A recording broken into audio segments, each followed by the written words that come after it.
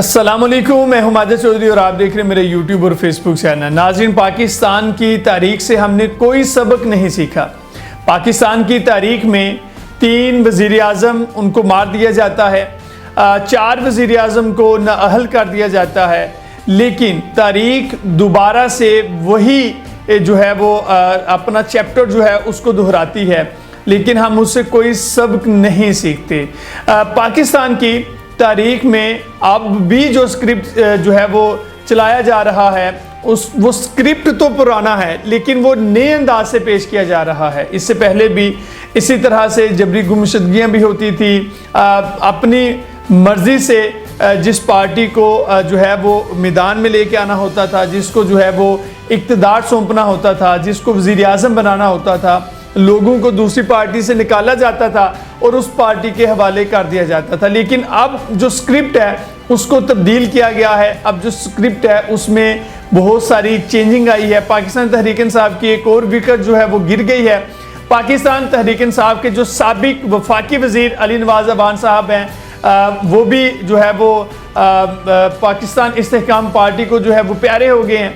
علی نواز اوان صاحب جو منظر سے غائب تھے وہ سامنے آگے ہیں، اور علی نواز اوان کی لاہور میں استحکام پاکستان پارٹی IPP کے پیٹرن چیف جہانگیر ترین اور صدر عبدالعلیم خان سے ملاقات بھی ہوئی، جس کے بعد انہوں نے باقاعدہ طور پر استحکام پاکستان میں شمولیت کا اعلان کیا ہے۔ اس سے قبل انہوں نے اپنا ایک ویڈیو پیغام جاری کیا تھا جس میں انہوں نے حلف بھی دیا تھا کہ عمران خان نے کبھی بھی کسی قسم کا اشتعال نہیں دلایا۔ میں یہ چاہتا ہوں کہ آپ سابق وفاقی وزیر علی نواز کا یہ ویڈیو پیغام انہی کی زبانی آپ سنیں۔ اعوذ باللہ من الشیطان الرجیم، بسم اللہ الرحمن الرحیم۔ میں آپ سب سے بات کرنا چاہ رہا تھا آج آپ کے سامنے جو اس وقت ملک کے حالات ہیں، جو جبر و فسقیت کا نظام قائم ہے۔ پہلے اسکرپٹ یہ ہوتا تھا کہ تحریک انصاف کے لوگوں کو پکڑا جاتا تھا، جیل میں ڈال دیا جاتا تھا، اور جیل سے وہ نمودار ہوتے تھے کسی بھی پریس کلب کے اندر 9 مئی کی مذمت کرتے، جس کی پوری مذمت پورا پاکستان ویسے بھی کرتا، جس کی مذمت تمام پولیٹیکل پارٹی باشمول تحریک انصاف نے ہمیشہ کی اور کرتی رہے گی، جس کی ایز اے پاکستانی ہم سب نے مذمت کی۔ اور چیئرمین عمران خان کیونکہ وہ 9 مئی والے دن جیل کے اندر تھا، جب انہیں کورٹ میں پیش کیا گیا تو انہوں نے بھی اس کی مذمت کی جب ان کو ان کا پتہ چلا، تو اس کے بعد ان کے نہ کردہ گناہوں کی ان کو معافی مل جاتی تھی، اور وہ یا تو انہیں نئی پارٹی بنا لیتے تھے یا گھر جا کے بیٹھ جاتے تھے۔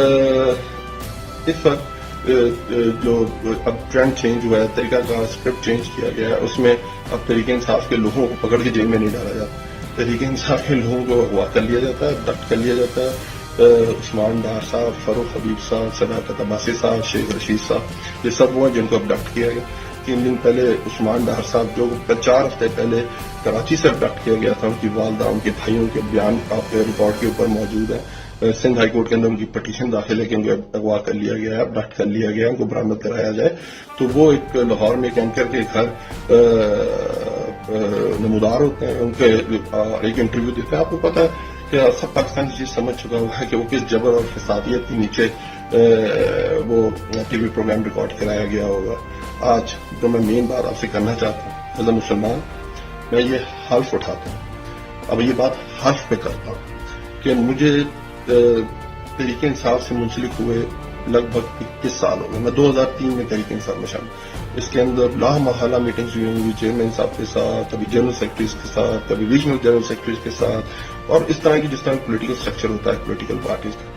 آج تک چیئرمین تحریک انصاف نے کبھی بھی کسی بھی تنصیبات پہ، چاہے وہ سرکاری تنصیبات ہو، چاہے وہ ملٹری تنصیبات ہو، یا چاہے وہ پرائیویٹ تنصیبات ہو، کبھی بھی چلاؤ گھراؤ توڑ پھوڑ کی کبھی بھی کوئی انسٹرکشن، کبھی بھی کوئی مشورہ، کبھی بھی کوئی آرڈر آج تک نہیں دیا۔ وہ ہمیشہ جو بات کرتے تھے وہ امن کی بات، اور وہ جو بات کرتے تھے امن کی، وہ کا ٹریک ریکارڈ ثابت کرتا ہے۔ 97 سے لے کے آج تک آپ دیکھیں، ہم نے چیف جسٹس موومنٹ میں شریک ہوئے، لانگ مارچ ہوئی، ایک گملہ نہیں۔ ہم نے ڈرونز کے خلاف امن مارچ کیا، ایک گملہ نہیں ٹوٹا۔ وزیرستان کا ایک گملہ نہیں ٹوٹا۔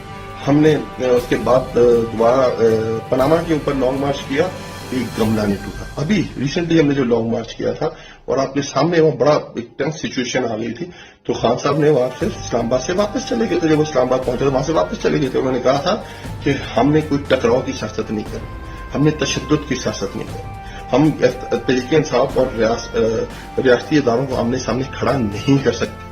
اور ہمیشہ امن کی بات کرنے والی بات کی عمران خان صاحب نے. تو آج کے بعد کیونکہ آپ کے سامنے جو نیا طریقہ کار آیا ہے اس میں وہ ابڈکٹ کر دیا جاتا ہے، تو اگر مجھے ابڈکٹ کر لیا جاتا ہے اور اس کے بعد کوئی میسج آتا ہے میری طرف سے، کوئی پریس کانفرنس ہوتی ہے میری، یا میرا ٹی وی پروگرام کرایا جاتا ہے، کوئی ویڈیو میسج آتا ہے، تو آپ سمجھ جائیے گا کہ وہ ایک جبر کے نیچے ہے، ایک فسطائیت کے نیچے ہے. میں کل بھی تحریک انصاف میں تھا، میں آج بھی تحریک انصاف میں ہوں، میں کل بھی تحریک انصاف میں ہوں. ہم پاکستان کو آگے لے جانا چاہتے ہیں، ہم پاکستان کے مسائل ختم کرنا چاہتے ہیں. آئے مل کے ہمارا ساتھ دیں اور انشاءاللہ تعالی وہ دن قریب ہے جب خان صاحب عزت کے ساتھ باہر آئیں گے اور ہم ایک نیا پاکستان سے کریں گے. بہت بہت شکریہ. اس ویڈیو پیغام میں وہ کہہ رہے تھے کہ اس جبر اور فسطائیت کے دور میں پہلے تحریک انصاف کے لوگوں کو پکڑا جاتا تھا، جیل میں ڈالا جاتا تھا اور ان سے پریس کانفرنس کروائی جاتی تھی اور ان کو جو ہے وہ رہا کر دیا جاتا تھا. بقول علی نواز صاحب اب جو ٹرینڈ ہے وہ چینج ہوا ہے. اب تحریک انصاف کے لوگوں کو جو ہے وہ اڈاپٹ کیا جاتا ہے، ان کو اغوا کیا جاتا ہے. علی نواز صاحب نے اس ویڈیو میں کہا تھا کہ اگر مجھے اڈاپٹ کر لیا جاتا ہے تو میرا کوئی میسیج، کوئی پریس کانفرنس آتی ہے تو سمجھیے مجھے جبر کا سامنا ہوگا. میں پہلے بھی تحریک انصاف میں تھا اور آج بھی تحریک انصاف میں ہوں، لیکن اب انہوں نے بغیر پریس کانفرنس کے پاکستان استحکام پارٹی میں شمولیت اختیار کر لی ہے، بلکہ یہ کہہ لیں کہ بیعت کر لی ہے اور اب وہ جو ہے وہ فیضیاب بھی ہو چکے ہیں. لیکن یہاں پہ سوال وہی ہے کہ آج بھی جو ہے وہ جو غریب کا بچہ ہے، جو غریب جو ہے وہ آج بھی جیلوں کے اندر بند ہیں، جن کے والدین آج بھی اپنے لخت جگر کے منتظر ہیں، آج بھی چھوٹے چھوٹے معصوم بچے جو ہیں وہ اپنی ماؤں کے، اپنے جو ہے وہ باپ کے راہ تکتے ہیں. آج بھی کسی کی جو ہے وہ راہ جو ہے وہ دیکھی جاتی ہے، لیکن ان کو رہائی کب ملے گی؟ کیا ان کے لیے کوئی طریقہ جو ہے وہ کل واضح جو ہے وہ نہیں تھا تو اب ہو سکتا ہے؟ کیا ان کو بھی کسی قسم کا جو ہے وہ ریلیف مل سکتا ہے کہ اگر یہ جو ایلیٹ کلاس ہے، اگر یہ آتے ہیں پریس کانفرنس کرتے ہیں، ایک پارٹی سے دوسری پارٹی میں شمولیت اختیار کرتے ہیں تو وہ دودھ کے دلہے ہو جاتے ہیں، لیکن وہ غریب جو ان لوگوں کے کہنے پر، جو ان لوگوں کے اشتعال دلانے پر جو ہے وہ کسی نہ کسی وجہ سے جو ہے وہ اس میں کسی جرم کے جو ہے وہ مرتکب ہوتے ہیں، کیا ان کو بھی کسی قسم کی رہائی ملے گی؟ کیا جو بے قصور ہیں ان کو بھی جو ہے وہ سزا ان کی جو ہے وہ ختم کی جائے گی؟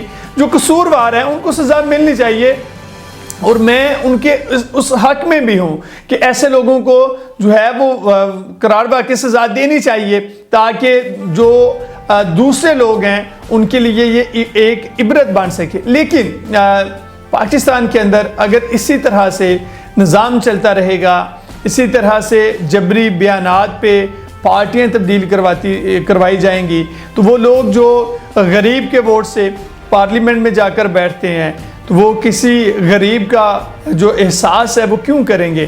کیونکہ ان کو پتہ ہے کہ ہم جس طرح سے اس پارلیمنٹ کے فلور تک پہنچے ہیں، پارلیمنٹ ہاؤس تک پہنچے ہیں، تو وہ ان کو کسی غریب کی کیا فکر ہوگی؟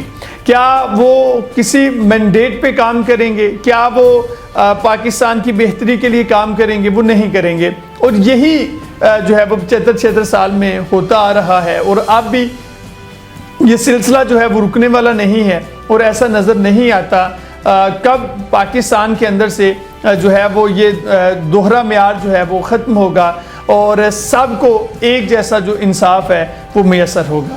اب تک کے لیے اتنا ہی. اپنے میزبان ماجد چوری کو دیجیے اجازت. ملتے ہیں اگلے ولاگ میں. اللہ حافظ.